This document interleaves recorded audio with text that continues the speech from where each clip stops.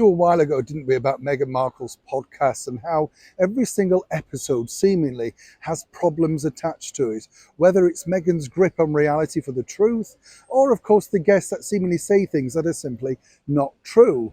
With Meghan, it was all about getting her voice heard, finding out the real me. Well, we found out the real her, didn't we? And apparently people didn't like it, You got an award which you somehow managed to get, and we're not quite sure exactly how, but it wasn't exactly the huge success that Spotify really had hopes for.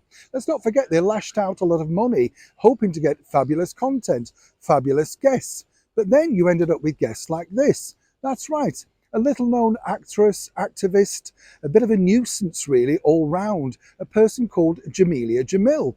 Now, I met her many years ago when she tried a stint as a DJ over on BBC Radio 1. And it was obvious why they gave her the job, She's a loud mouth and at the right time ticked a box. End of. But the bottom line was the talent quickly wore out. So she tried to look over in the US. But again, what's interesting with Meghan is she cites these people as inspirational, the people that she sees as empowering for other girls to react to. So how does she feel about this? And more importantly, in the world of Meghan, why has she remained so silent? As ever, let me explain. You see, Jamelia Jamil is one of these people that whatever the bandwagon is going, she'll jump on it, Doesn't matter what you've got, illness, background, she's had it, triple it. If you've got mental illness, she's near the edge permanently, triple it. You get the picture. She's one of these sort of people that really just craves, demands, desires attention. Hence the reason she's gone through so many different, shall we say, characteristics of her career. But on a recent post on Instagram, she really excelled herself in being incredibly negative. Because as we know, it's all about, race relations, being positive, not being negative to other people. She seems to have failed on this one, though, because she refers to the former Home Secretary, Priti Patel, the current British Home Secretary, Suella Braverman, and our current British Prime Minister, the Right Honourable Rishi Sunak, as coconuts. That's right, coconuts.